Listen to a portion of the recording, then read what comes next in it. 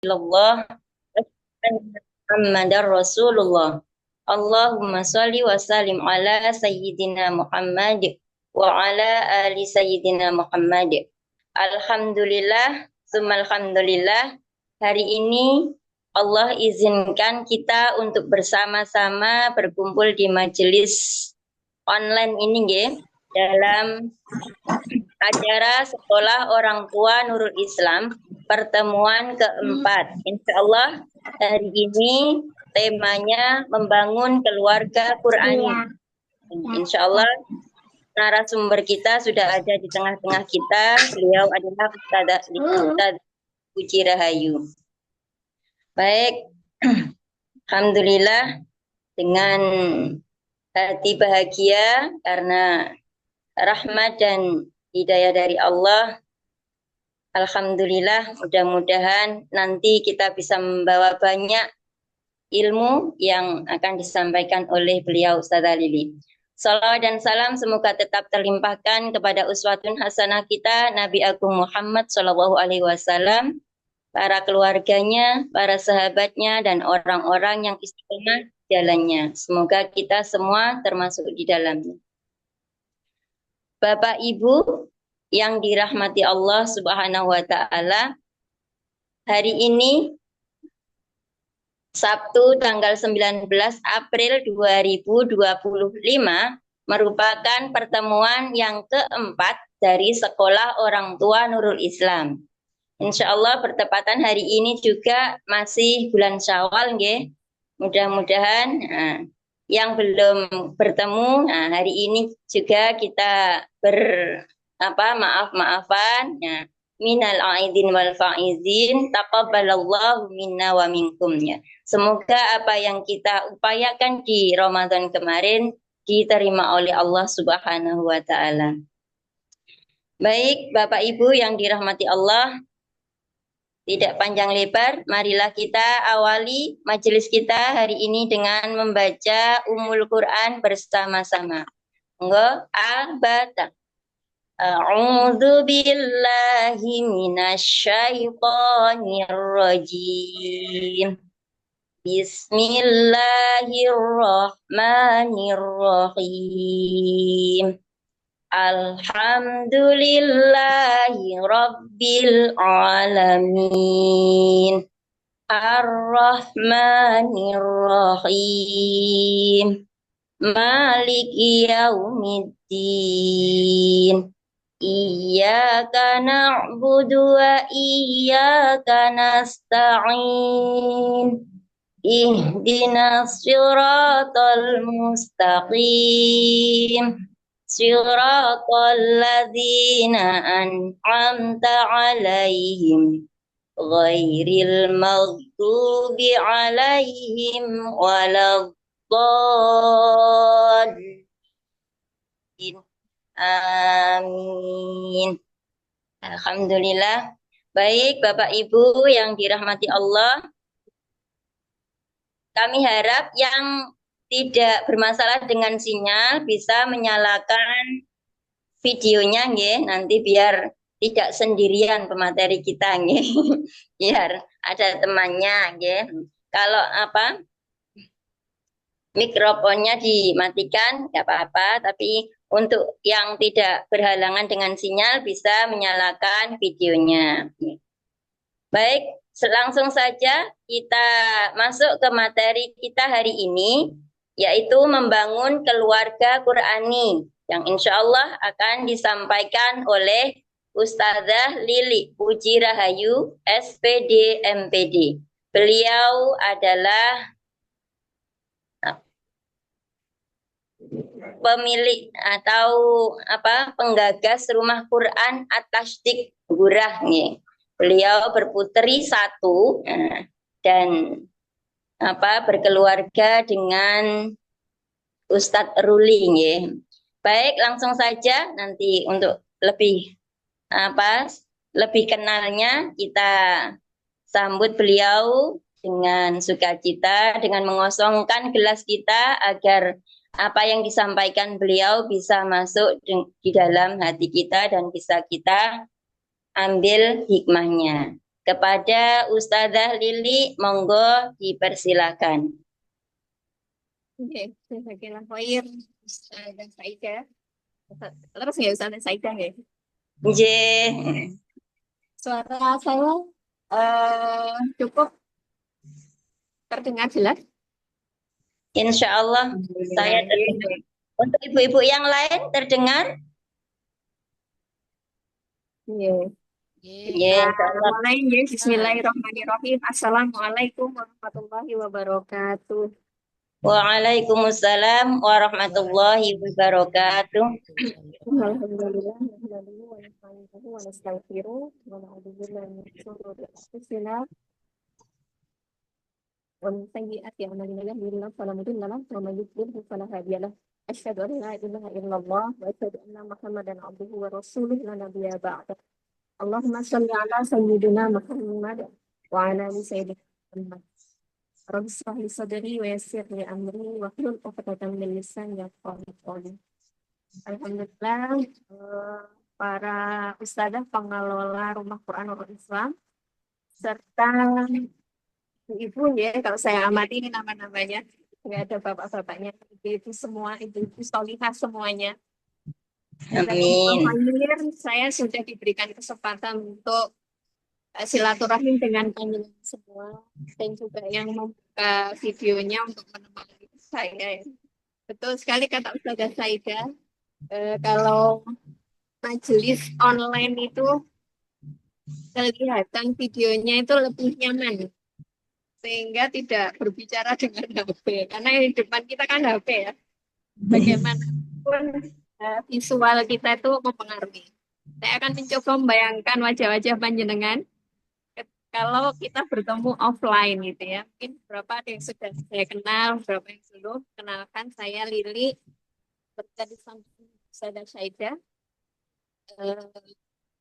mengelola Rumah Quran atas Pinggiran. Ya. Kemudian slide materi sakit di-share, Ustazah. Ya. Saya diminta untuk menyampaikan tema membangun keluarga Qurani ya. Next Ustazah, dengan ada kisi-kisinya. Karena kalau temanya membangun keluarga Qurani itu 1,5 jam dibahas, waktunya nggak cukup. Sehingga ada pembatasan ya, pembatasan materi. Bawahnya, oh ya, kalau seperti ini ibu-ibu semua bisa membaca nggak kalau nggak full screen? Nah, tulisannya kecil ya, semoga. Yes, Mungkin lah. Kisi-kisinya dari panitia ini membiasakan keluarga dengan suasana Islami. Nah, suasana Islaminya juga dibatasi karena kalau suasana Islami kan sebenarnya ya, saudara saya ya. Iya. Yang dibatasi adalah sholat berjamaah, membaca Al-Quran dan zikir. Next, kita lanjutkan tentang apa itu keluarga Qurani. Keluarga Qurani kalau menurut bayangan panjenengan itu yang seperti apa yang tergambar? Boleh diketik atau kalau ada yang mau bersuara boleh. Yang apa namanya memiliki kesempatan untuk ngetik atau ngechat di kolom chat boleh diketik. Atau yang berkesempatan untuk buka mic-nya boleh membantu saya. Kalau disebut keluarga Qurani yang kebayang itu ibu-ibu. Ini dibuka dulu mic-nya ya yang ingin menyampaikan. Nanti kalau mic-nya nggak dibuka, suaranya nggak kedengeran. Monggo ibu-ibu.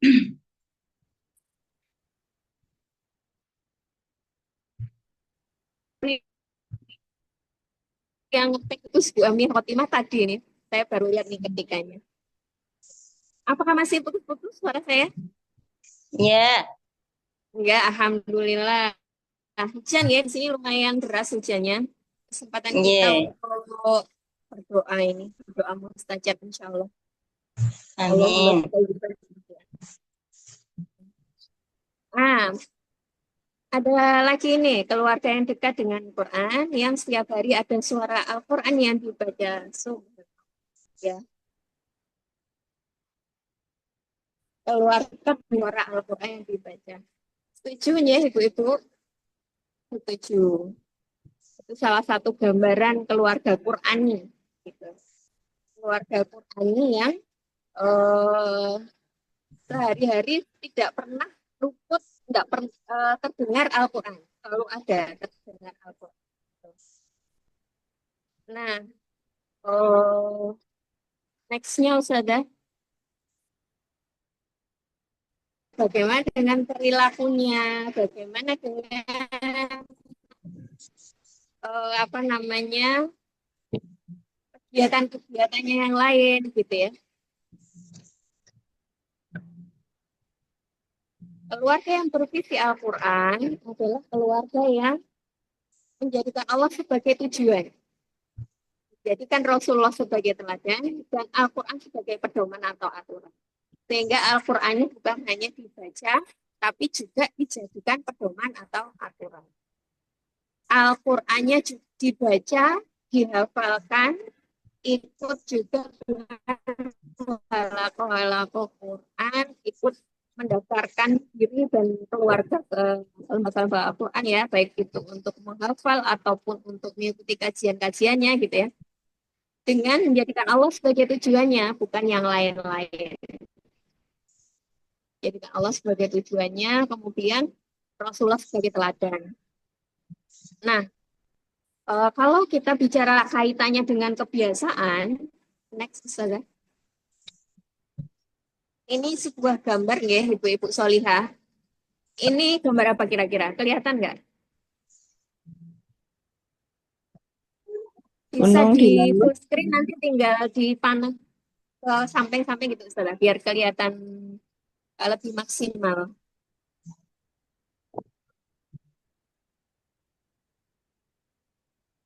Oke. Oh, kepotong ya kalau diperbesar jadinya. Baik, itu adalah gambar puncak gunung es yang bagian atas. Gunung esnya ini di lautan ya. Jadi itu bening-bening itu adalah air laut. Dan di bawahnya itu bukan bayangannya, tapi adalah bagian bawahnya. Sehingga pemisah pemisah antara puncak gunung es dengan apa namanya itu dasarnya itu adalah lautan.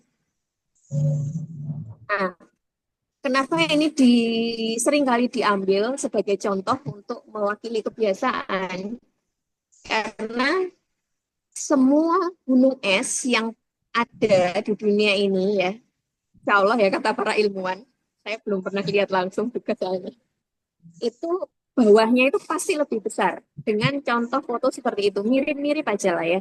Di apa namanya gunung es tuh modelnya kayak gitu. Bawahnya itu besar, kemudian puncaknya tuh lebih kecil. Nah, puncak gunung es itu kalau mau digambarkan kaitan antara kebiasaan dengan keimanan kita itu mirip seperti ini. Jadi puncaknya itu adalah kebiasaan kita yang kelihatan, perilaku yang kelihatan. Kemudian yang bawah, yang di bawah air nggak kelihatan gitu ya, itu adalah keyakinannya, keimanannya, visi misinya gitu. Sesuatu yang tidak kelihatan, tapi sangat menentukan yang di atasnya. Kalau yang di atasnya itu nggak ada yang bawah, gitu ya, gunung es di permukaan itu nggak akan ada, gitu. Maka yang di bawah ini penting sekali. Next, Ustazah.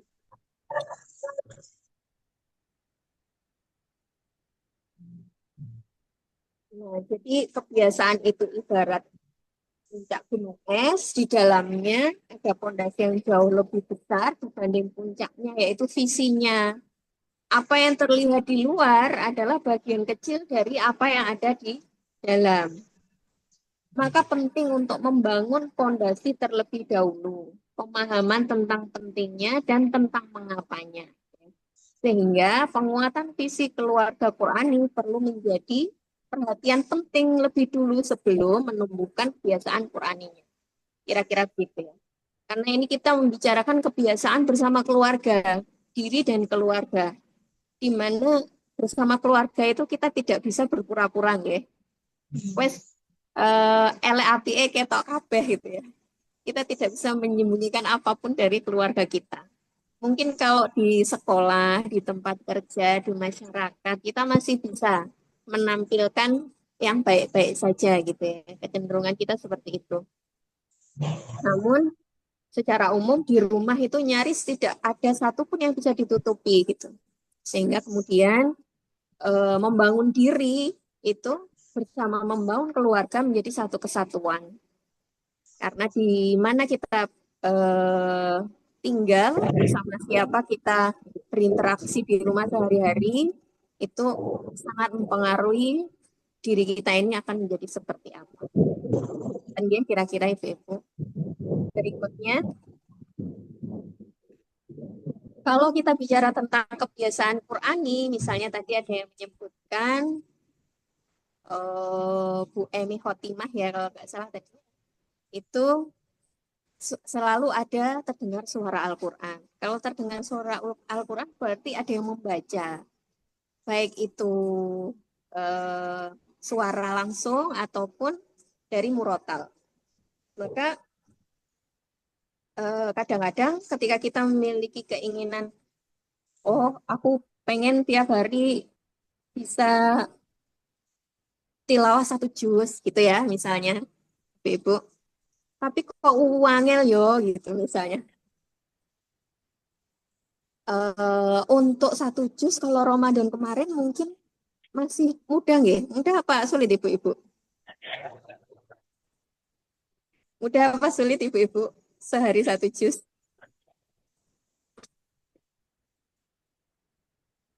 Boleh diketik sedengan gitu misalnya. Sulit gitu. Atau mudah gitu. Monggo bisa diketik. Jadi misalnya tadi saya ambil contoh kebiasaan membaca Al-Quran. Kebiasaan membaca Al-Quran.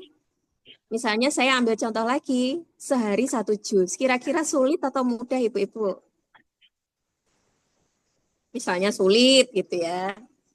Ah, kan mengapa sulit sekali membaca Al-Quran satu juz, sedangkan kita sangat ingin itu ya.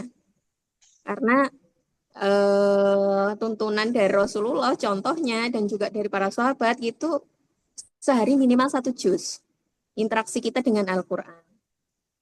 Mengapa sulit gitu ya? Karena kita belum terbiasa. Jadi yang menjawab sulit belum terbiasa.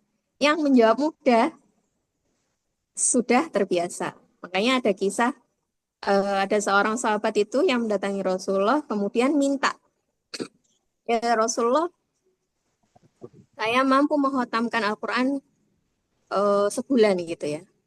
Oleh Rasulullah dipuji, ya. Tapi saya lebih dari itu bisa ya Rasulullah.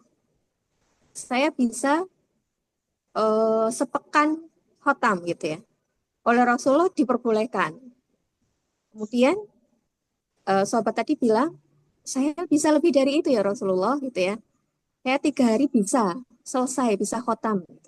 Kira-kira kalau 3 hari khotam, sehari berapa ibu-ibu? 10. Betul, 10 juz per hari rata-rata ya. 10 juz per hari. Kemudian kata Rasulullah, silahkan tapi jangan lebih dari itu. Maksudnya jangan lebih dari itu jangan mengkhatamkan Al-Quran lebih cepat dari 3 hari. Gitu ya.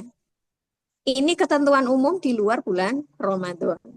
Kita masih sangat baru saja melewati Ramadan ya ibu-ibu, masih suasana Syawal. Kalau di suasana Ramadan itu agak berbeda. Para sahabat ini full gitu ya. Full mau sebanyak-banyaknya baca Al-Quran diperbolehkan oleh Rasulullah. Di antara para tabiin juga seperti itu. Di antaranya yang apa namanya terkenal seringkali kita dengar kisahnya, mungkin di sekolah-sekolah Quran itu tentang Imam Syafi'i ya. Imam Syafi'i itu kalau Ramadan beliau terbiasa menghotamkan Al-Quran berapa kali? Mas ada yang ingat? 60 kali. 60 kali khotam dalam bulan Ramadan. Sehingga kalau di rata-rata Ramadannya 30 hari, sehari itu bisa khotam 2 kali. Nah, ini mulai rodo angel bayangnya ya kalau kita dengan apa namanya kebiasaan kita, kalau kebiasaan kita sehari satu juz saja susah gitu ya. Bayangkan Imam Syafi'i sehari khotam 2 kali ngelakoni gitu ya. Tapi ternyata itu terjadi gitu ya. Mulai ada santri-santri di beberapa pesantren itu yang melaksanakan seperti ini gitu. Dan bagi mereka yang sudah terbiasa banyak berinteraksi dengan Al-Quran, ternyata itu sesuatu yang mungkin gitu ya, yang bisa dilakukan. Maka eh, sulit itu karena kita belum terbiasa. Kalau sudah terbiasa, insya Allah tidak sulit. Sehingga kebiasaan itu adalah sesuatu yang perlu kita rancang sendiri untuk diri kita gitu ya. Kita rancang sendiri untuk diri kita. Nah, sebelum mengubah kebiasaan gitu ya. Kalau sehari belum bisa khotam 1 juz, afwan, sehari belum bisa target selesai 1 juz, maka kita perlu cari ilmunya dan memotivasi diri mengapa harus 1 juz gitu ya. Karena tadi ingat yang gambar tadi, fenomena gunung es, kebiasaan itu tidak bisa ujuk-ujuk. Berawal dari ilmu, berawal dari iman, berawal dari keyakinan bahwa itu adalah sesuatu yang bagus, itu adalah sesuatu yang indah, itu adalah sesuatu yang Allah suka.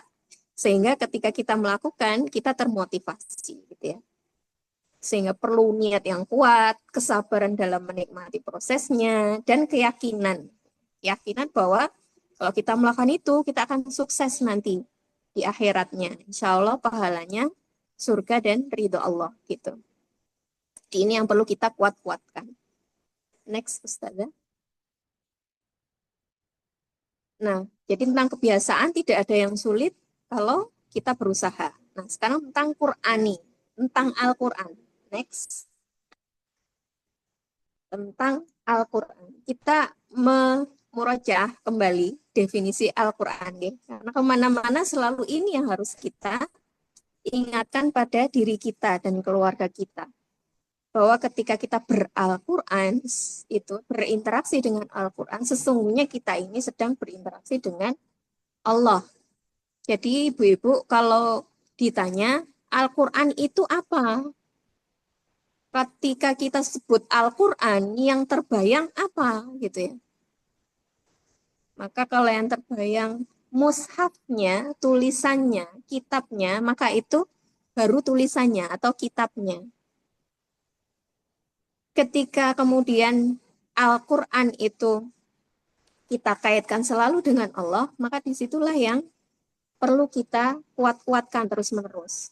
Karena kalamullah, gitu, Al-Quran itu disebut kalamullah, perkataannya Allah, yang diturunkan kepada Rasulullah Muhammad Shallallahu Alaihi Wasallam melalui malaikat Jibril untuk seluruh umat manusia.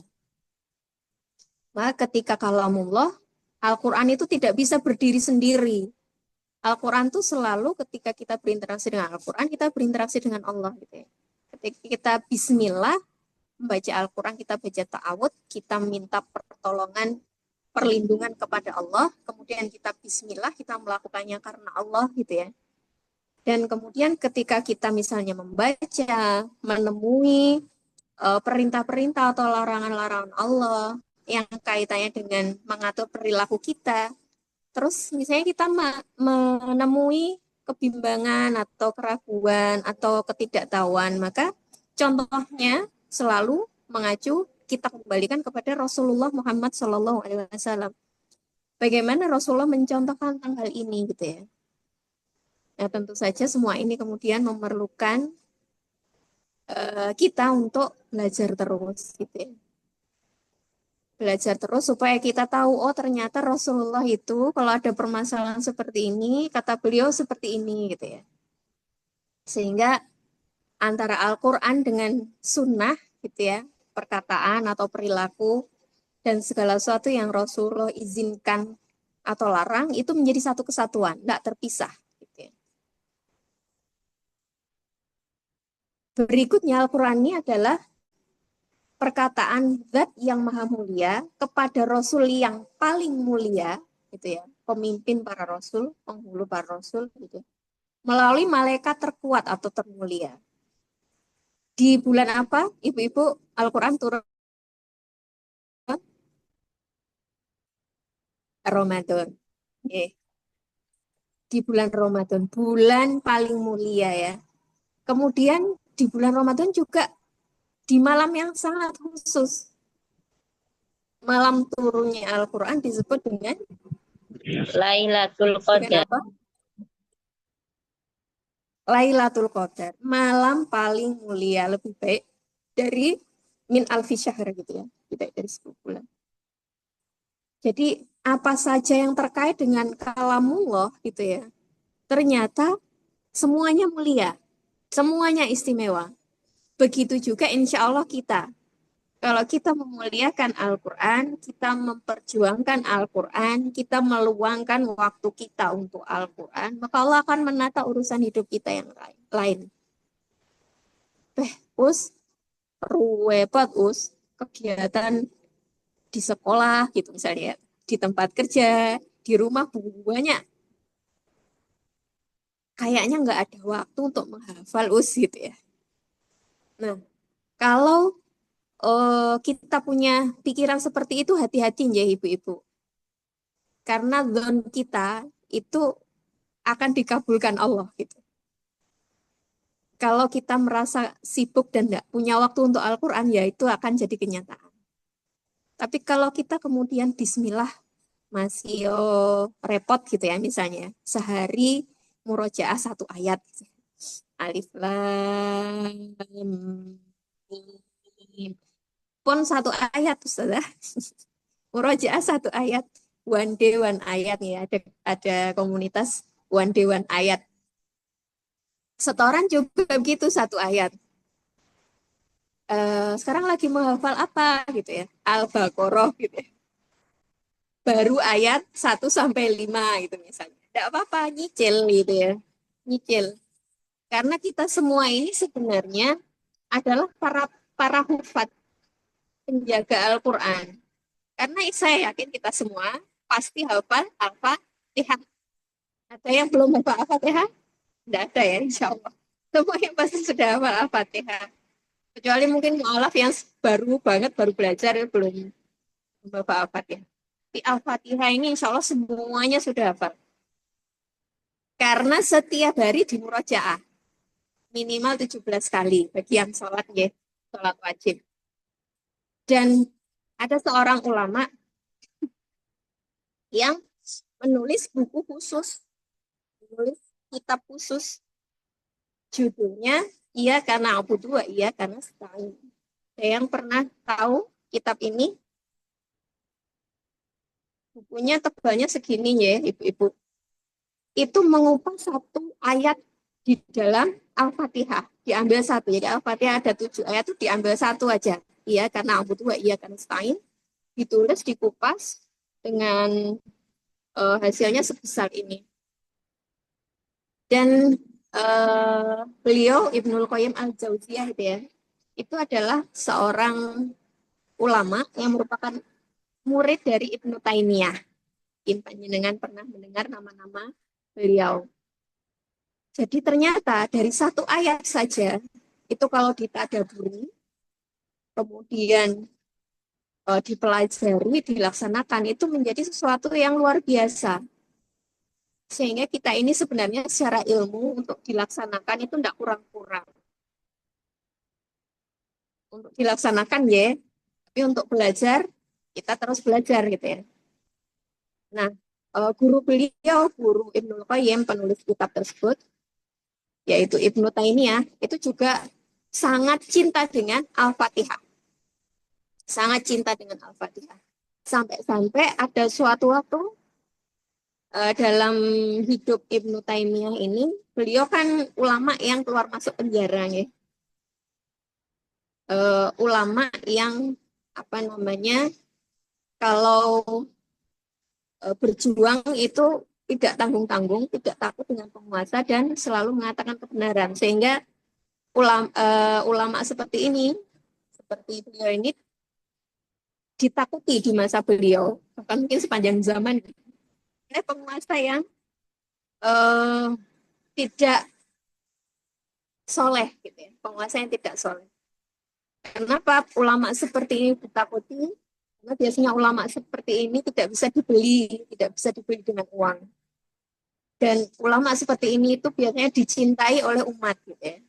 Di penguasa ini yang ditakuti itu, penguasa yang tidak soleh yang ditakuti adalah umat, gitu ya. Karena sumber suara mereka, legitimasi kekuasaan mereka adalah umat, gitu ya.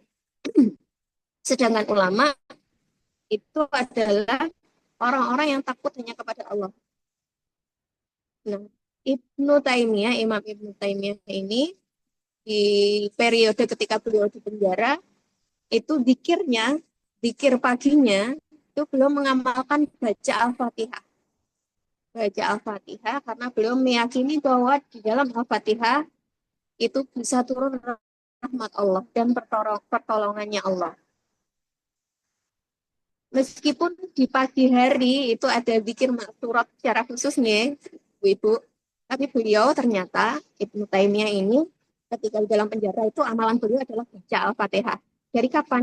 Beliau mengkhususkan dari ba'da subuh sampai syuruk itu baca Al-Fatihah terus. Mohon pertolongan Allah. Pertolongan Allah dalam hal apa? Terutama untuk menetapkan istiqomah. Karena menegakkan kata-kata amar ma'ruf nahi mungkar di depan penguasa yang dolim itu sulit, ibu-ibu. Jangankan di depan penguasa ya, kita aja terhadap omongan-omongan tetangga itu kan kita keri ya, nggak suka. Ibu-ibu itu kan kalau di halo engko lek ngene dirasani tonggone, dilokne tonggone misalnya kayak gitu. Ya kecenderungan kita memang tidak ingin bertentangan atau bermusuhan dengan manusia lain gitu ya. Namun tugas sebagai seorang yang tujuannya Allah gitu ya, apalagi ulama besar selevel Imam Ibnu Taimiyah itu ternyata ada masa-masa ketika beliau harus berhadapan dengan penguasa yang dolim. Dan Al-Fatihah senjatanya gitu ya. Sehingga sebenarnya yang sudah kita miliki itu cukup untuk jadi bekal kita melakukan kebaikan-kebaikan untuk menghadapi cobaan-cobaan yang Allah turunkan gitu ya, kesulitan yang kita miliki. Saya yakin kita semuanya hari ini, saat ini, itu masing-masing diberi cobaan oleh Allah ya, ujian-ujian. Tapi seringkali kita ini kalau diberi ujian itu merasa yang paling menderita di atas bumi gitu ya. Jadi kalau curhat-curhatan kadang-kadang saling menceritakan diri sendiri dan menceritakan bahwa aku yang paling menderita gitu ya. Alah, kamu gak sepiro aku. Saya kayak gitu ya. Nah, ternyata dengan Al-Quran ini, apapun ujian, apapun tantangannya, itu akan menjadikan kita semakin lebih kuat. Jadi kalau dibayangkan tadi ya, apa namanya, gunung es tadi itu, kalau ada ujian itu ya, bagian di bawah permukaan itu, kalau kita lulus ujian itu makin menguat, kemudian puncaknya juga akan bertambah. Kan seperti itu. Next, Ustazah. Sebelum itu yang di atasnya. Nah, sudahkah keluarga kita bervisi Al-Quran gitu ya? Mari kita cek, kita perhatikan kebiasaan kita sehari-hari. Tadi ya 3 hal yang jadi ukuran. Sudahkah Allah tujuannya gitu ya? Sudahkah Rasulullah jadi teladan?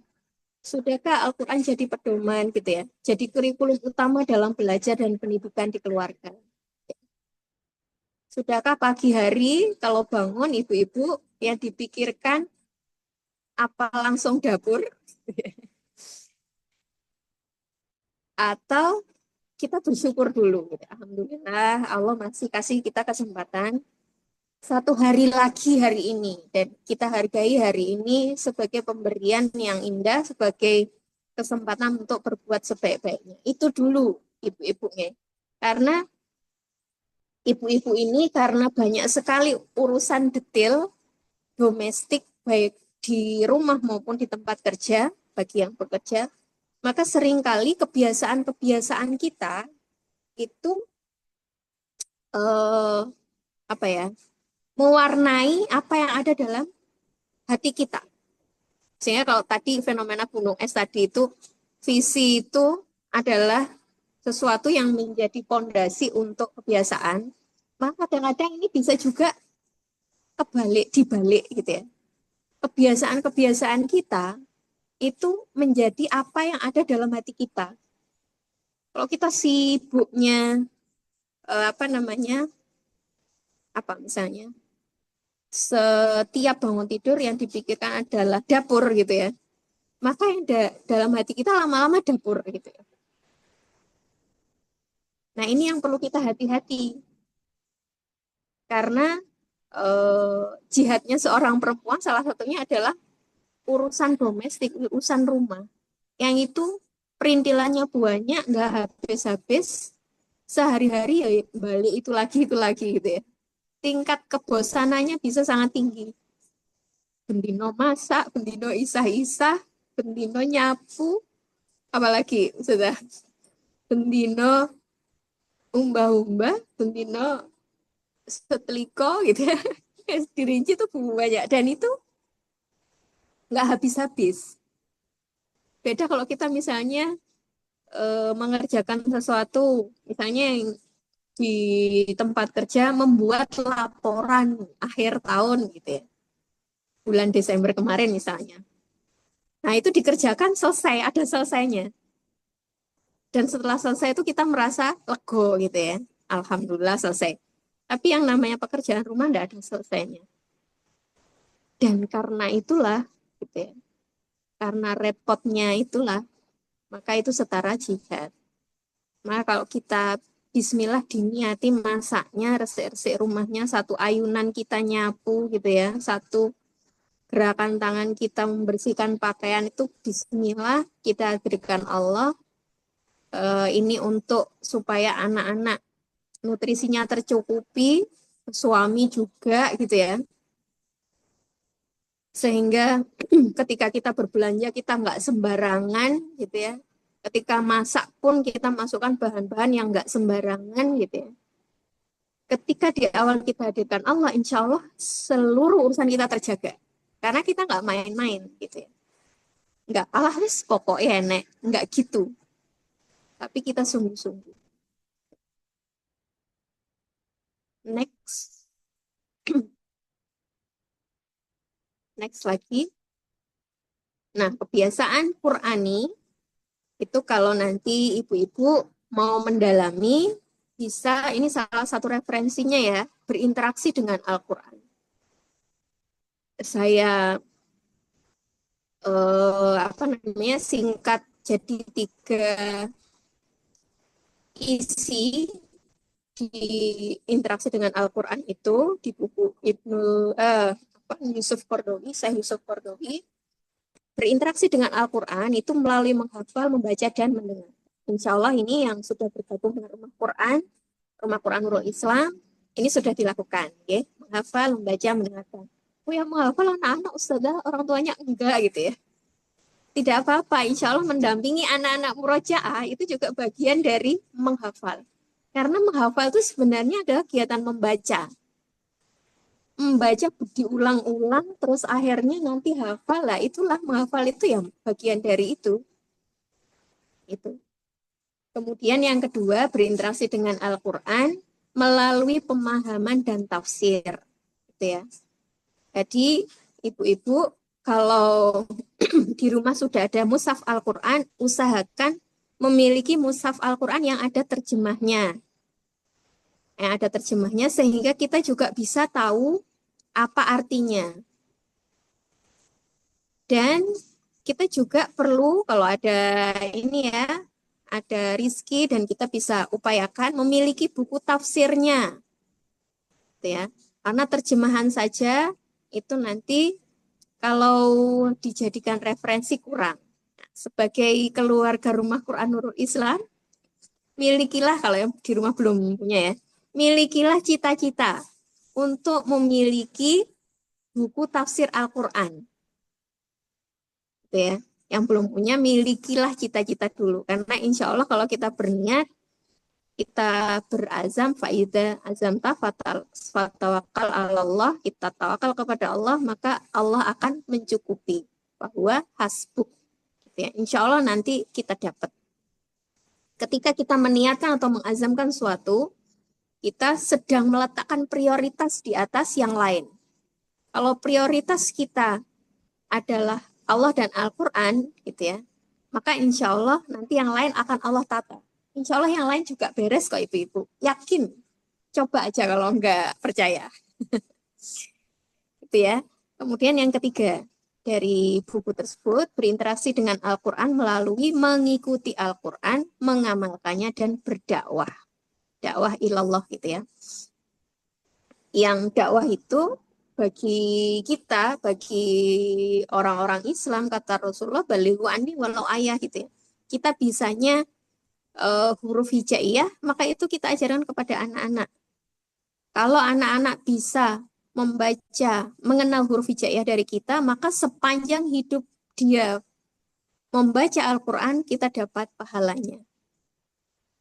Kalau di rumah Quran yang ngajari huruf hijaiyah adalah ustazahnya, jangan diserahkan semua ke ustazahnya ibu-ibu. Ibu-ibu di rumah juga ikut memurojaah gitu ya. Misalnya di sekolah belajar huruf jim gitu ya. Maka di rumah juga ibu dampingi murojaahnya huruf jim. Sehingga ketika anak-anak memiliki kemampuan membaca Al-Quran, bukan hanya ustazahnya yang dapat pahalanya. Kan sayang ibu-ibu, sayang enggak? Jadi ajarkanlah anak-anak, kalau bisa ya anak-anak ini sebelum masuk rumah Quran, kita dulu yang ngajari baca mengenal huruf hijaiyahnya. Kalau misalnya masuknya dari usia balita, kebetulan kalau di Ngurah di atas dik ini dari 3 tahun sudah boleh masuk di rumah Quran ya. Biasanya kalau 3 tahun tuh belum, rata-rata belum mengenal huruf hijaiyah. Maka kita ajak juga ibunya, orang tuanya, ayahnya dengan kartu huruf gitu ya. Nanti di rumah belajar bersama ayah bunda kayak gitu. Supaya apa? Supaya kenangannya belajar bersama Al-Quran itu diisi dengan kenangan-kenangan indah bersama keluarga juga gitu ya. Dan ini sesuatu yang ternyata sangat penting ketika kenangan anak-anak berinteraksi dengan Al-Quran itu bersama orang-orang yang dicintai, maka insya Allah di masa depan ketika datang ujian-ujian, mereka akan lebih kuat. Seperti misalnya kisah Nabi Yusuf itu ya. Kisah Nabi Yusuf itu ketika datang ujian dari eh, perempuannya Al-Aziz gitu ya, istrinya Al-Aziz, maka beliau di salah satu tafsir itu disebutkan beliau teringat ayahnya, teringat ayah. Yang itu memperkuat beliau untuk tidak melakukan kemaksiatan. Hari ini ketika dunia di sekitar kita itu begitu ini ya, kalau saya katakan menakutkan bagi kita orang-orang beriman itu ya memang iya. Tapi insya Allah kalau kita bekali anak-anak kita dengan pendidikan Al-Quran, dengan kenangan-kenangan indah bersama Al-Quran di rumah, maka insya Allah anak-anak akan tetap bersama kita dimanapun mereka berada. Itu yang sangat penting. Next, Ustazah.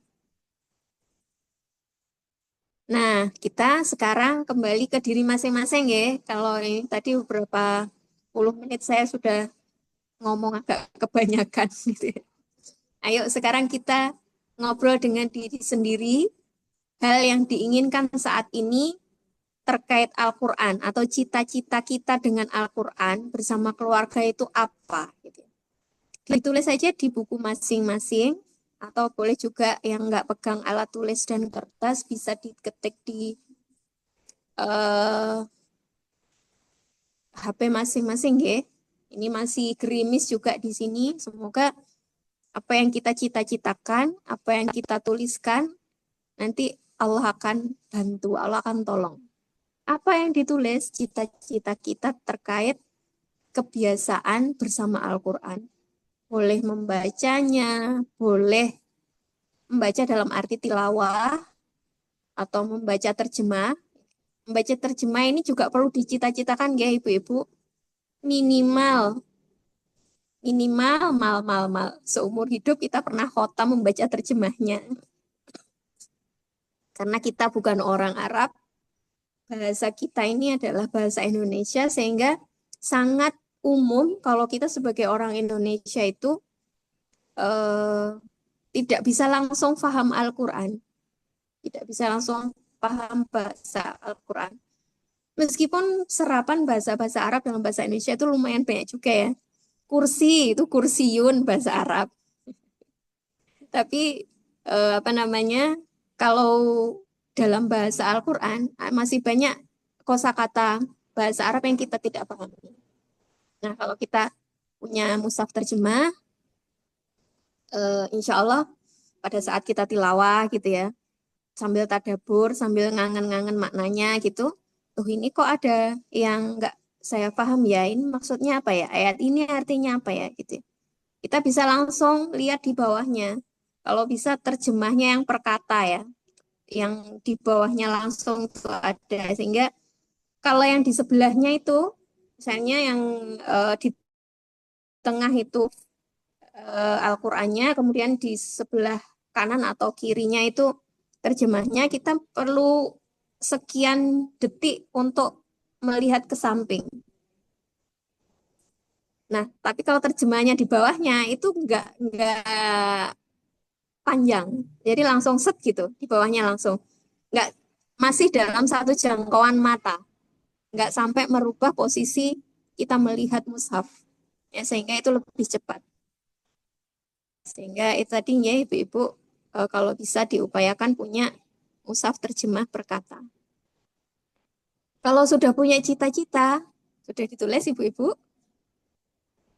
ini HP-nya lagi susah untuk nulis gitu ya.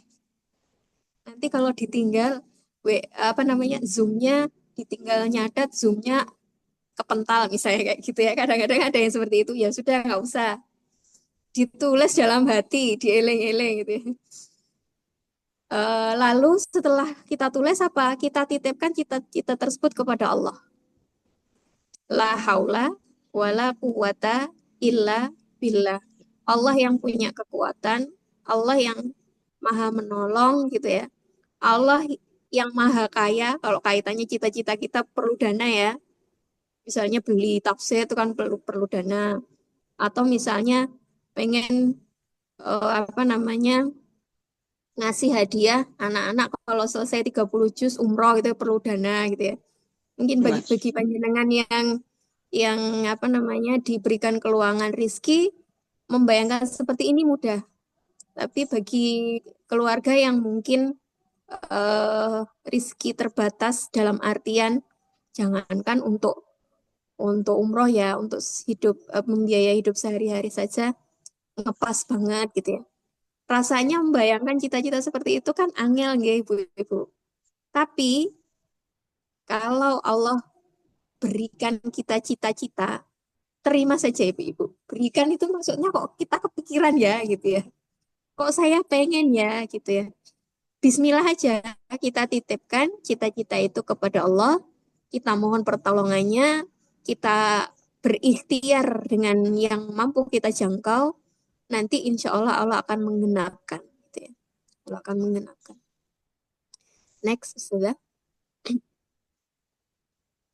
Nah, membangun kebiasaan tadi, setelah kita menguatkan visi gitu ya, itu setelah kita membuat rencana, kita lakukan. Jadi kalau bikin cita-cita, dibikin juga rencana pelaksanaannya. Misalnya cita-cita sehari tilawah 1 juz. Lah, pelaksanaan detailnya bagaimana gitu ya.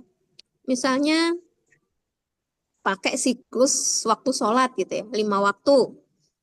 Kalau satu juz itu 20 halaman, ada sholat 5 waktu, maka 20 kita bagi 4. Kok 4 atau Ustazah? 5.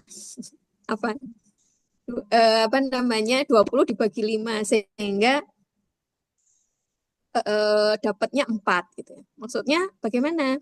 Maksudnya kalau kita punya target sehari satu juz, sedangkan satu juz itu ada 20 halaman, kita bisa nyicil tilawah setiap sholat 5 waktu itu, apakah sebelumnya ataukah sesudahnya, 4 halaman. Kalau kita 4 halaman, sekitar 2 lembar itu ya, 2 lembar gitu, kira-kira kita misalnya bisa gitu ya. Maka kita lakukan itu, insya Allah sehari bisa satu juz. Wah, saya kalau 2 lembar itu anu ya Ustazah, enggak nutut. Nah, nututnya berapa? Nututnya misalnya 1 lembar saja ya enggak apa-apa, nanti dibagi lagi gitu ya. Sebelum dan sesudah sholat, misalnya seperti itu. Atau yang punya, wah saya sekali duduk itu bisa 1/4 juz Ustazah. Alhamdulillah, berarti bisa dibagi lagi lebih sedikit nanti. Atau misalnya sekali duduk langsung enggak bisa Ustazah, saya 1 juz gitu. Alhamdulillah. Jadi kita bikin rencana yang kira-kira menurut kita mampu gitu ya, sesuai kebiasaan kita. Kalau kebiasaan itu sudah berjalan minimal 2 minggu, atau kalau tarbiyah Ramadan itu sebulan ya, tarbiyah Ramadan naikkan, dinaikkan. Nanti kalau pas dinaikkan tuh pasti berat. Dari sehari 1 halaman menjadi 1,5 halaman itu ya. Berat. Tapi nggak apa-apa dipaksakan. Dipaksakan dengan bismillah dan mohon pertolongan Allah. Lalu kebiasaan itu di mana-mana pasti yang pertama itu berat, Ibu-ibu. Kita yang sekarang misalnya sudah mahir naik sepeda atau sepeda motor, dulu waktu kecil kita belajar ya angel gitu ya. Tapi kalau kita terbiasa, kita sudah terbiasa, kita berjuang dulu tuh untuk bisa ya. Terus kita sudah terbiasa, ya bisa. Gitu. Jadi setelah kita bikin cita-cita, kita bikin rencana, kita lakukan, lalu kita evaluasi, oh sebulan ini sudah bisa sehari 1 halaman. Bulan depan ditambah gitu ya. Gitu. Sehingga cita-cita kita suatu saat dalam sebulan kita bisa khotam Al-Quran itu tercapai. Kalau sudah nanti kita naikkan lagi targetnya. Gitu terus. Next Ustazah. Nah, ciptakan momen-momen positif bersama Al-Quran. Gitu ya. Maksudnya yang positif itu yang bagaimana? Misalnya rasa nyaman, bahagia, indah, dan lain-lain ya. Dalam berinteraksi bersama Quran. Terutama ketika bersama anak-anak dan keluarga. Contohnya apa? Contohnya menyiapkan ruangan yang nyaman. Kalau kita suka harum-haruman, ya kita pakai yang harum-harum gitu ya.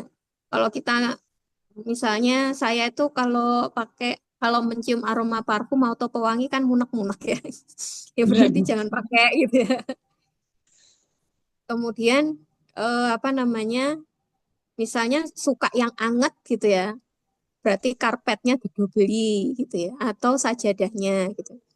Atau suka yang dingin sejuk. Bismillah ya Allah mampukan beli AC gitu misalnya. Pokoknya kita mikir biaya carane, iya. Biar bersama Quran itu kita nyaman dan senang.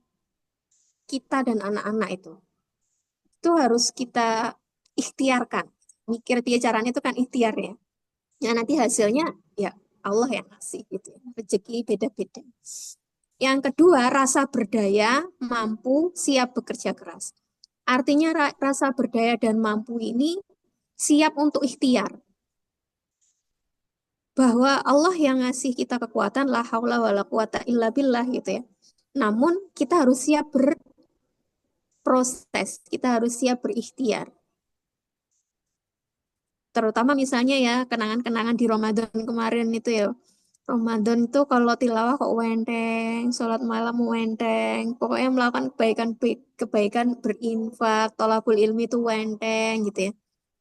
Maka kita ingat itu, oh ternyata kita itu sebenarnya bisa. Nah itu kata-kata itu. Kita itu sebenarnya Allah mampukan. Asal kita, kenapa ibu-ibu? Bersungguh-sungguh. Kadang-kadang kita itu kurang sungguh-sungguhnya. Gitu ya. Kurang sungguh-sungguhnya. Nah, bersungguh-sungguh ini juga bagian dari kita membentuk kebiasaan. Kalau kita sudah terbiasa di satu halaman, insya Allah dua halaman, tiga halaman terus gitu. Nah, yang ketiga mencari guru dan mengikuti programnya. Mencari guru bisa dengan mengikuti kayak rumah Quran ini ya, mencarikan guru untuk anak-anak. Atau kita sendiri, ibu-ibu. Misalnya yang instan hari ini di YouTube itu ya kan banyak. Kalau YouTube kepanjangan ya TikTok gitu ya. Ibu-ibu kan sekarang idolanya dari Facebook itu beralih ke TikTok ya. Katanya banyak yang lebih murah di TikTok daripada di keranjang kuning ataupun hijau gitu ya. Jadi saya juga baru ngerti itu. Apa namanya kalau belanja itu lihat dulu di marketplace, setelah itu baru ke TikTok ujung-ujungnya. Kata emak-emak yang lagi ini ya apa namanya, yang pinter medsosan. Jadi apa namanya, yang instan dulu kalau saya bilang. Yang instan tuh maksudnya bagaimana yang online gitu ya. Karena mungkin kalau kita ikut lembaga atau rumah Quran, aduh belum ada waktunya Ustazah gitu ya. Gak apa-apa, kita ikut channelnya, misalnya ustadz-ustadz yang kita sukai gitu ya, untuk tafsir Al-Quran gitu ya, untuk mempelajari hadis-hadis Rasulullah, Arba'in Nawawi misalnya,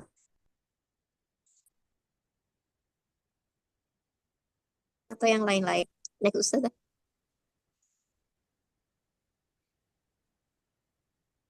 Ini contoh sedikit ya, bawahnya. Ini yang tadi saya sudah sampaikan sebenarnya. Contoh rencana tilawah dan tadarus. Ini target misalnya sehari satu juz, ini dibaginya tiga, subuh, maghrib, isya. Yang sebelah kanannya itu sendiri, misalnya subuh setengah juz, isya setengah juz, sehingga dalam sehari semalam kita selesai satu juz. Yang bersama keluarga juga perlu kita rencanakan, misalnya pada maghrib. Apa kegiatan Qurani bersama keluarga? Misalnya membaca satu halaman Al-Quran bersama terjemahnya. Terus nanti kita jadikan tema yang barusan dibaca itu obrolan dengan anak-anak. Waduh, lah kita belum punya buku tafsir, Ustazah. Oh, tidak harus menguasai tafsir atau punya tafsir. Kita jadikan bahan obrolan aja. Jadi intinya obrolan-obrolan kita, terutama dengan anak-anak, dengan keluarga, itu kita tambah temanya dengan tema-tema Al-Quran. Ibu-ibu itu kan paling paling kebiasaan paling senangnya kan ngobrol, gitu. Maka eh, apa namanya obrolan-obrolan kita itu diisi dengan tema-tema Al-Quran, gitu. Ngobrol-ngobrol biasa aja, tanya jawab yang ya kayak kalau kita ngobrol sama anak atau misalnya nanti ketemu bacaan tentang Al-Baqarah tentang sapi betina gitu ya. Oh ternyata dulu tuh Bani Israel gini gini gini, ceritanya kayak gini. Oh sapi betinanya itu yang eh, ciri-cirinya kayak gini gini kayak gitu gitu. Jadi ngobrol-ngobrol gitu. Menjadikan Al-Quran sebagai tema obrolan.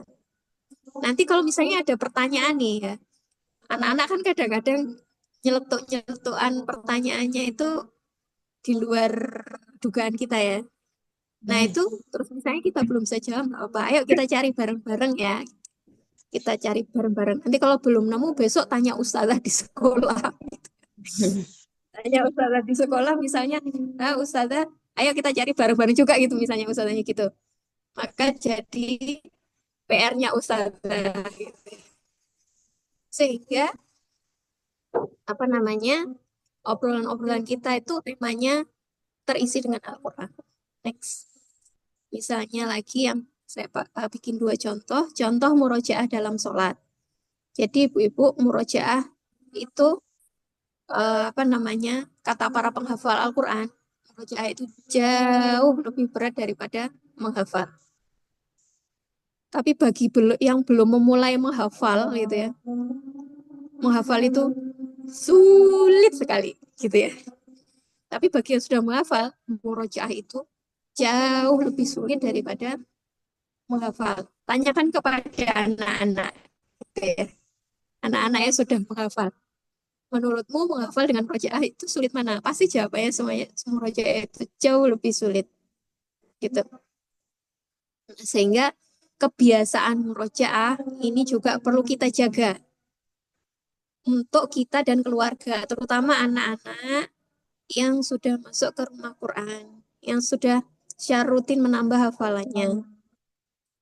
Kalau ini contoh aja ya, contoh bisa disesuaikan. Misalnya target sehari setengah juz. Setengah juz kalau murojaah dalam sholat bisa dipakai di sholat tahajud dan sholat duha. Kalau di sholat 5 waktu mungkin agak sulit implementasinya karena biasanya kita sholat berjamaah di masjid gitu ya. Tapi misalnya berjamaah di rumah bagi ibu-ibu boleh juga gitu. Cuma kadang-kadang anak-anak itu kurang suka kalau dalam sholat itu bacaannya panjang-panjang. Kesuwen nih misalnya gitu. Umi ini lah mau aja kalem-kalem tuh saya cepet.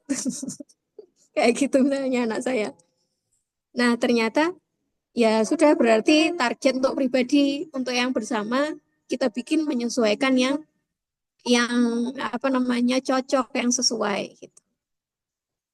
Atau biasanya anak-anak itu lebih bersemangat, ada ya, ada anak-anak yang bersemangat kalau dia jadi imam. Ya udah dia jadi imamnya, misalnya sholat malam ya, sholat terawih gitu ya. Anak-anak misalnya mereka bersedia jadi imam, ayo kita murojaah juz 30 yang setengah awal gitu ya. Mereka ada itu yang bersemangat, iya aku mau gitu ya. Nah, manfaatkan hal seperti ini di mana mereka bersemangat itu untuk apa namanya? Untuk dijadikan program di keluarga.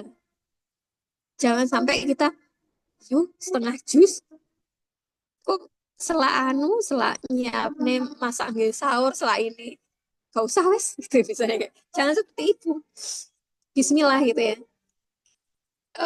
Ketika kita bersungguh-sungguh nanti Allah akan bereskan yang lain, itu aja kuncinya. Next Ustazah. Yang terakhir adalah doa mohon petunjuk ya ibu-ibu.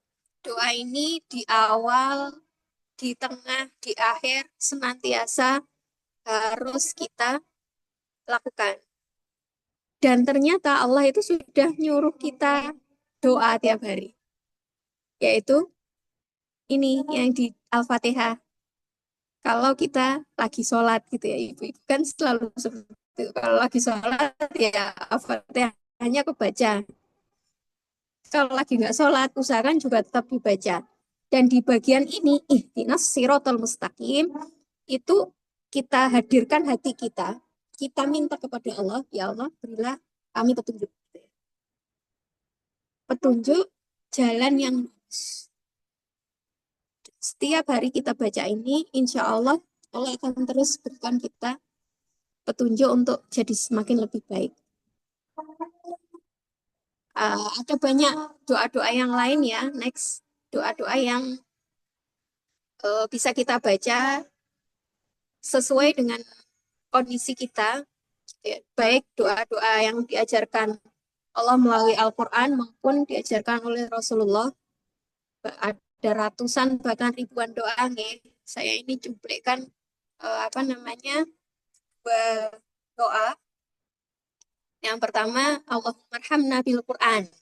Saya yakin sering sekali kita dengar di rumah Quran atas dik. Ini adalah doa yang harus dibaca setiap selesai kelasnya. Jadi anak-anak baca doa ini dengan apa namanya berlagu. Jadi kayak pujian gitu ya. Allahumma arhamna bil Quran. Pernah dengar kayak ini kan ibu-ibu? waj'alhu lana imaman wa nuran wa hudan wa rahmah. Yang redaksi ini wa nuronya nggak ada. Jadi bisa pakai yang tanpa wa nur atau bisa pakai yang pakai wa nur. Yang artinya next bawahnya, ya Allah, rahmatilah kami dengan Al-Quran dan jadikanlah Al-Quran itu bagi kami sebagai pemimpin, petunjuk, dan rahmat.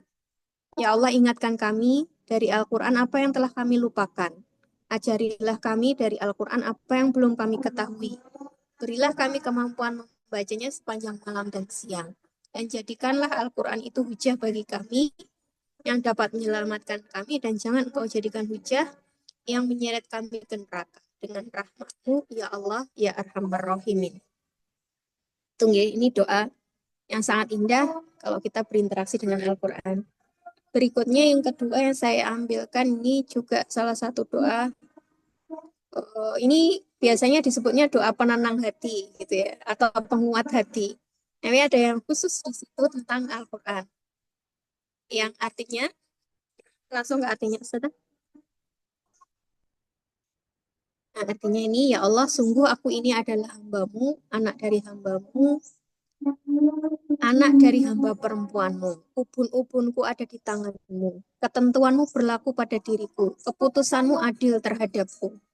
Aku memohon kepadamu dengan semua nama yang merupakan milikmu, nama yang engkau lekatkan sendiri untuk menamai dirimu, atau yang engkau ajarkan kepada seseorang di antara hambamu, atau yang engkau turunkan dalam kitabmu, atau yang engkau khususkan untuk dirimu dalam ilmu gaib di sisimu, agar engkau menjadikan Al-Quran sebagai penyejuk hatiku, cahaya dadaku, penghilang kesedihanku, dan pelenyap keresahanku. Gitu ya. Ini bisa kita baca, kita jadikan bagian dari doa-doa kita. Silahkan ditambah yang lain-lain, nanti bisa dicari ya ibu-ibu semua. Yang pada intinya adalah setiap kita berinteraksi dengan Al-Quran, ada cita-cita besar kita di sana, cita-cita untuk anak-anak kita, terutama untuk keluarga kita. Maka jangan pernah lepas untuk meminta pertolongan Allah. Itu dengan doa-doa yang baik diajarkan Allah melalui Al-Quran maupun doa-doa yang diajarkan oleh Rasulullah. Insya Allah itu ya untuk sore hari ini. Mohon maaf apabila banyak kesalahan. Assalamualaikum warahmatullahi wabarakatuh. Waalaikumsalam warahmatullahi wabarakatuh. Waalaikumsalam warahmatullahi wabarakatuh. Jazakillah khair Ustazah Lili. Insyaallah untuk berikutnya tanya jawab ya, Ustazah. Ye. Ya, baik ibu-ibu yang dirahmati Allah, monggo dipersilakan yang ingin ditanyakan atau yang ingin disampaikan, monggo bisa menuliskan di chat atau langsung dibuka mikrofonnya.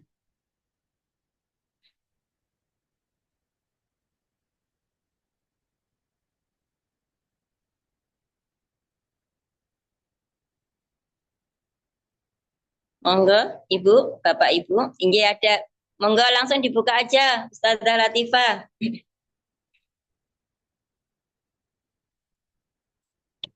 Langsung bertanya, dibuka mikrofonnya.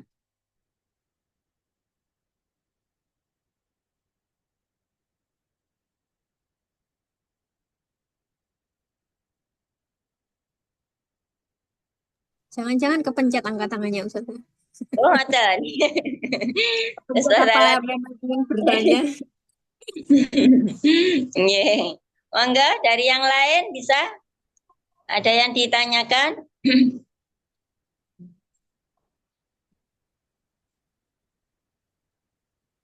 Ya, mumpung ada pakarnya di sini, bisa tanyakan sebanyak-banyaknya. Ustazah Arin, monggo.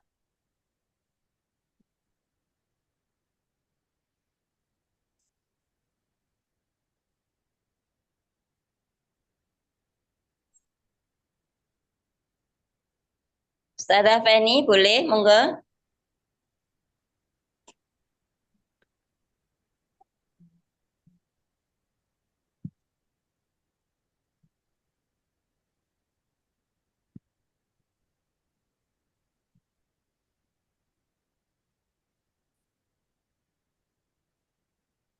Oh, ini. Ini dari Ustazah Nuri, bagaimana menjaga semangat ini Ustazah? Ada pertanyaan, Oh, nggih. bagaimana menjaga semangat untuk berquran Ustazah? Oh, bisa langsung dijawab, mohon Ustazah. Bagaimana cara menjaga semangat untuk berquran? Oh, jazakillah pertanyaannya Ustazah Nuri. Ustazah Nuri ini guru saya gitu ya. Teman saya dalam menjaga semangat berquran. Jadi kalau tadi yang sudah kita bahas, menjaga semangat berquran itu adalah dengan berdoa. Satu doa dulu.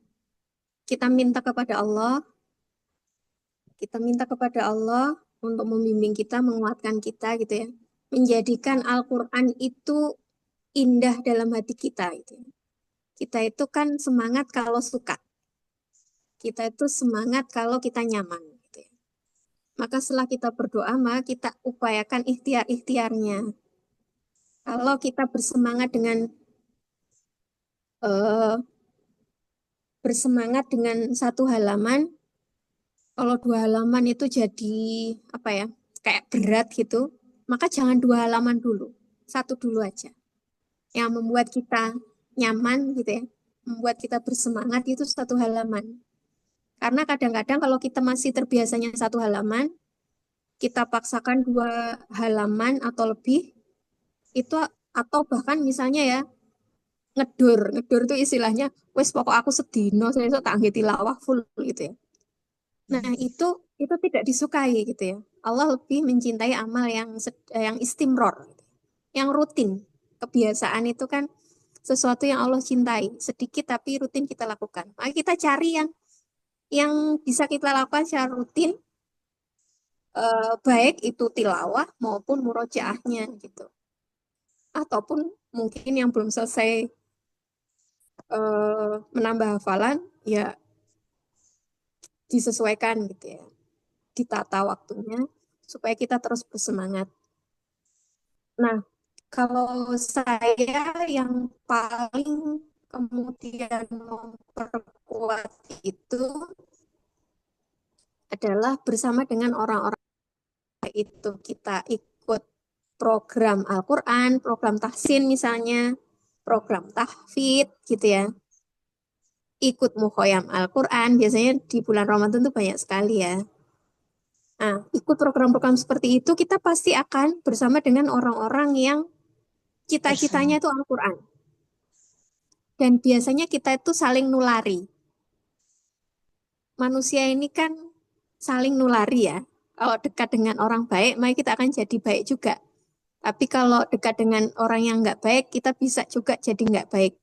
Begitu juga terhadap orang lain, kita itu juga nulari. Jadi kita itu nulari dan ditulari.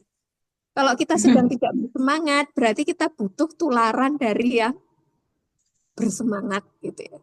Cari orang yang bersemangat.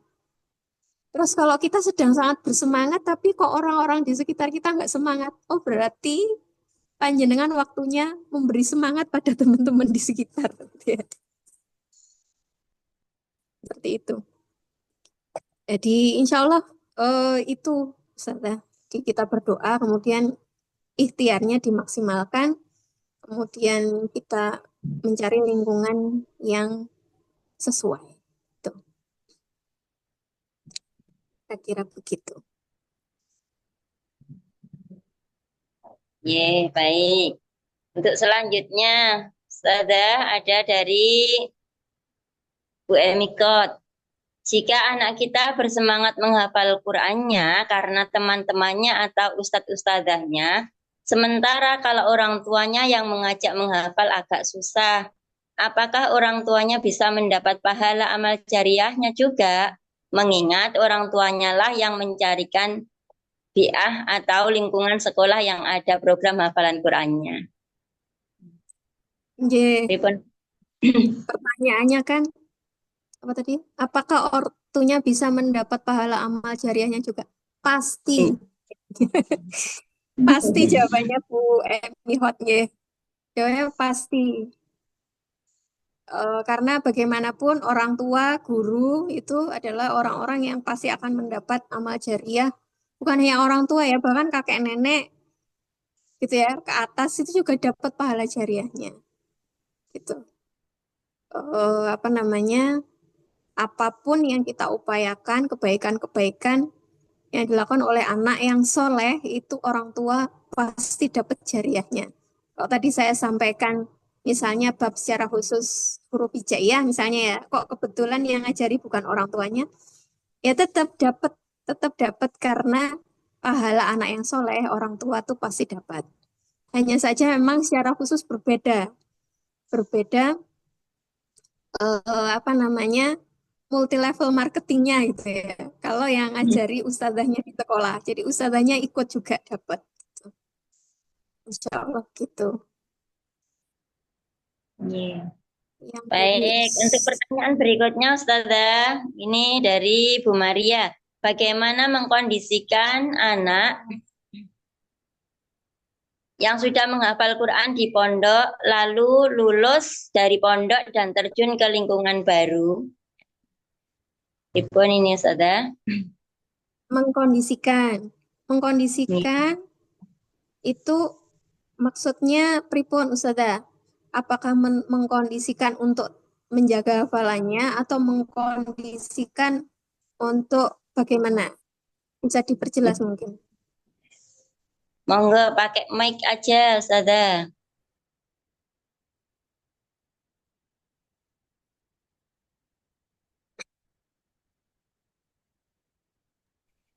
Oh, untuk Untuk menjaga hafalannya begitu. Nggih. eh, Nggih, nggih.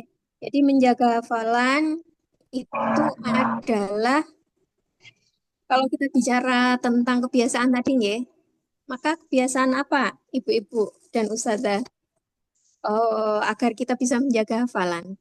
Kebiasaan murojaah. Nah, kebiasaan murojaahnya di pondok apakah sudah juga dibangun? Nah, kalau belum dibangun dengan baik, maka di rumah kita mengupayakan murojaah di rumah, gitu ya. Oh, sulit kalau murojaah sama orang tuanya, nggak maunya sama teman-temannya, misalnya gitu ya. Ya kita cari cara supaya anak-anak mau murojaah. Dan lagi kalau menjaga atau menumbuhkan kebiasaan murojaah itu sesuatu yang sulit, iya, memang saya juga mengalami seperti itu. Dan di antara para umahat yang apa namanya bercerita umat-umat yang senior yang kemarin ketemu di ini ya apa namanya di Mukhayam Quran ketika dulu sekali ya 10-20 tahun yang lalu mereka menitipkan putra-putrinya untuk menghafal Al-Quran di pesantren Quran, mereka juga sama kayak kita hari ini, wong ibunya sama bapaknya nggak hafal Quran gitu ya, ya biar di pondok aja gitu. Tapi ternyata yang terjadi adalah sepulang dari pondok, kebiasaan murojaah itu tidak terbentuk dengan serta-merta. Dan itu sesuatu yang wajar. Kenapa wajar ya? Karena di pondok suasananya beda dengan di rumah. Semuanya beda. Maka perlu dibangun kebiasaan baru dan itu sesuatu yang tidak mudah. Salah satu hal yang kemudian menjadi upaya para umahat ini adalah mereka memaksa diri dalam tanda kutip ya, memaksa diri untuk juga menjadi hafidho. Nggak cukup banyak anaknya saja gitu. Selama ini kan wes gak apa-apa, bapak ibu ega, yang penting anaknya gitu kan. Ternyata dari para umahat ini mereka akhirnya mereka memaksa diri untuk mulai menghafal juga. Kenapa? Karena kalau di rumah bicaranya itu lah lah Umi aja nggak murojaah gitu misalnya ya. Umi aja murojaahnya berapa lembar, berapa halaman. Masa aku disuruh murojaah 2 juz gitu misalnya. Anak-anak kan selalu seperti itu. Kalau anak-anak yang lebih kecil usia SD ke bawah biasanya lebih terus terang seperti itu. Tapi kalau yang SMP ke atas, mereka biasanya cuma diem tapi tidak dilakukan. Mereka butuh teman, mereka butuh teladan, dan itu dari kita. Sehingga kalau bagaimana menjaga hafalannya ya, kalau nasihat dari para umat yang tadi saya ceritakan dimulai dari diri kita kemudian. Meskipun mungkin hafalan kita belum sebanyak anak-anak, ruh ya, spirit kita menghafal, menjaga hafalan, itu akan dirasakan juga oleh anak-anak. Gitu ya. Sehingga anak-anak ketika di rumah itu juga lebih mudah memurojaah hafalannya. Insya Allah gitu. Dan ini di usia-usia SMP ke atas, yang mondok kan biasanya usia-usia SMP ke atas ya mayoritas itu. Ya. Kebutuhan mereka terhadap Al-Quran itu tidak cukup hanya dibatasi dengan hafalan. Kita harus mengajak anak-anak berinteraksi dengan Al-Quran lebih mendalam. Sudah ke amalan-amalannya, fikroh-fikroh Qur'annya. Bagaimana sih Al-Quran ini ngajari kita kalau ada permasalahan seperti ini, kayak gitu. Bagaimana sirah Nabi dan para sahabat ketika mendapat persoalan seperti ini, gitu ya. Bagaimana saudara-saudara kita di Palestina, di Gaza itu ketika sudah tidak melihat adanya, seakan-akan nggak ada harapan lagi gitu ya. Itu jawabannya adalah kembali pada Quran. Hal-hal seperti itu. Jadi hal yang lebih mendalam, bahan-bahan diskusi terhadap anak-anak, sehingga kita sendiri pun tidak terpaku pada hafalannya saja dan meninggalkan hal lain yang seharusnya ini juga penting gitu. Kira-kira seperti itu, guys. Sehingga kita bisa seimbang. Oke. Ye. Ini sepertinya Bu Ratna mau bertanya. Monggo langsung aja Bu Ratna, bisa dibuka mic-nya. Ya. Assalamualaikum warahmatullahi wabarakatuh. Waalaikumsalam Waalaikumsalam. warahmatullahi wabarakatuh. Afwan, aku tadi nyoba ngetik, tapi kok gak iso-iso. Akhirnya Ye. ya udah pakai ini ya. Ini Oke. Ustazah Lili mau tanya, gini loh. Tadi rada kesentil aku, Ustazah bilang jangan sampai kita itu apa ya ini seumur hidup gak pernah khatam terjemah. Ini kan ya, saya kan ya wis 60. Ini belum pernah khatam terjemah memang, mereka kan kesentil ya. Sukanya hanya gini aja. Oh, ini artinya apa ya? Ini maksudnya apa baru? Anu terjemah itulah. Ini yang mau saya tanyakan, gimana caranya kalau caranya untuk anu ya bisa tilawah satu juz sawah anu ya. Dan caranya untuk juga di samping tilawah satu juz juga kita itu bisa berurutan gitu loh. Anu apa? Untuk terjemahnya juga. Itu pertanyaan saya hanya itu saja. Semoga Allah masih memberi kesempatan saya untuk bisa katam terjemah. Itu Sada Lili, terima kasih. Assalamualaikum. Waalaikumsalam warahmatullahi. Ye, monggo langsung Sada. Oke. Jadi apa namanya, cita-cita kita dalam berquran itu kita tanamkan dalam hati. Kalau nanti bab membaca terjemah, kan kebiasaannya belum ada, Ya. gitu. Kalau kebiasaannya belum ada, berarti kita mulai kebiasaannya, misalnya sehari setengah halaman.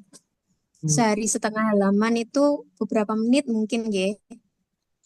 Insya Allah kalau kita kan misalnya targetnya sehari tilawah 1 jam itu sudah cukup menyita waktu. Nanti kalau baca terjemahannya malah juga harus meluangkan banyak waktu. Oh, kita sedikit aja dulu gitu ya. Sedikit, sedikit aja dulu setengah halaman misalnya. Asalkan rutin. Rutin itu apakah harus tiap hari? Enggak harus tiap hari. Seminggu sekali juga boleh. Hmm. Misal tiap hari Jumat kita khususkan baca terjemah setengah halaman. Baik, 1 halaman tiap hari Jumat. Kita mulai dulu. Yang intinya ketika ada apa namanya rencananya, kita mulai dulu sedikit dulu. Tuh. Sambil kita menemukan momen-momen bahagia atau indah pada saat berkegiatan itu. Dan itu akan makin menguatkan kita. Makin menguatkan, oh ternyata baru tahu ya Ashabul Kahfi jumlahnya segini gitu ya. Hmm. Ada anjingnya, ada apa, misalnya kayak gitu-gitu ya. Hmm. Oh, ada ilmu baru yang kita dapat ketika baca terjemah. Kira-kira ngatan Bu Ratna. Jadi Nggih, pokoknya sedikit aja nggak apa-apa. tapi Kalau kita rutin. bercita-cita, kita Hmm. bercita-cita, ini rumusnya sama kayak kisah Pak seorang sahabat yang baru masuk Islam di Perang Badar baru masuk Islam, belum sholat, belum apa, terus ikut jihad di Perang Badar, terus syahid. Nah, itu beliau salah satu yang dimandikan, jasadnya dimandikan oleh malaikat dan dapat pahala syahid. Itu kan kayak kalau kita, wah enak loh, pakai rong sedino Islam wis syahid masuk surga. Gak kayak kayaknya 10 tahun misalnya kayak gitu ya. Belum Tapi tentu. sebenarnya bukan itu. Belum Hmm. tentu betul. Karena orang itu dinilai di akhirnya dan insya Allah orang beriman yang bersungguh-sungguh meskipun diberi usia lama dia akan tetap melakukan kebaikan itu gitu ya Hmm. kan. Insya Allah itu yang kita yakini sehingga kalau Bismillah hari ini kita meniatkan kebaikan kita mulai nanti Allah yang akan memberi pahalanya tuh utuh tanpa kurang sedikit pun, Hmm. Nggih, nggih. kira-kira begitu. Nggih, matur nuwun Ustazah. Kami Alhamdulillah. Ini kurang satu lagi Ustazah nggih. Dari ye saudari. Kalau saya itu ketika haid merasa kurang berinteraksi dengan Al-Quran karena tidak tilawah, hafalan lupa dan lain-lain. Bagaimana menjaganya ketika haid nggih Ustazah? Ipun ye niki. ye. Kalau berinteraksi dengan Al-Qur'annya kita batasi hanya di tilawah dan membaca Al-Qur'an atau menyentuh mushafnya yang khilafiyah di antara ulama itu kan menyentuh mushaf ya bagi orang yang haid. Kalau membaca diperbolehkan, memurajaah diperbolehkan, mendengar Al-Qur'an diperbolehkan, membaca terjemah diperbolehkan, membaca tafsir diperbolehkan, melakukan apa yang Allah perintahkan di dalam Al-Qur'an diperbolehkan. Nah, mungkin yang dimaksud di sini adalah interaksi secara khusus dalam apa namanya membaca murojaah, membaca dan murojaah ya secara khusus. Maka Nggih.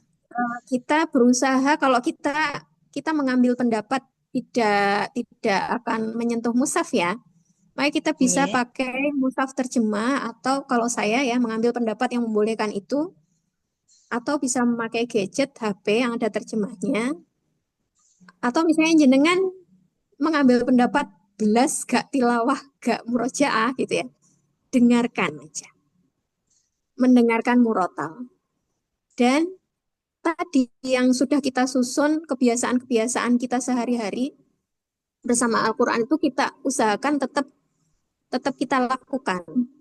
Misalnya ba'da maghrib biasanya tilawah gitu ya. Nah karena lagi haid ba'da maghrib nggak tilawah tapi tetap nyetel murotal gitu. Biasanya tilawahnya misalnya setengah juz, maka kita nyetel murotal setengah juz kayak gitu. Pada awalnya ini berat karena kita beralih kebiasaan dari membaca ke mendengar itu kan kebiasaan baru kategorinya ya kalau kita bayangkan gunung es tadi itu. Maka nggak apa-apa kita paksakan dalam tanda kutip ya. Kalau misalnya kita tilawah mampu setengah juz, mungkin kalau mendengar murotal setengah juz itu lama loh, gak telaten gitu ya misalnya. Ya udah satu halaman dengan murotal gitu. Asal momen kebiasaannya jangan sampai hilang. Karena mengembalikan kebiasaan setelah haid itu ya, itu juga berat lagi biasanya. Gitu. Jadi kita mencari cara kreatif untuk tetap menjaga kebiasaan. Kira-kira begitu sudah. Jazakillah khair Ustazah. Baik, insya Allah cukup ngaten nggih. Ibu-ibu mohon untuk kameranya bisa dibuka semuanya. Berikutnya kita foto bersama dengan Ustazah Lili nggih. Nah, nggih. Dipasang Cantiknya dulu. semua. Oke, cantiknya kelihatan. Baik, sudah siap. Dipun Ustazah Maria, siap. Hitung Ustazah. Oke, 1, 2, 3. Duh, Ustazah Lili kok hilang?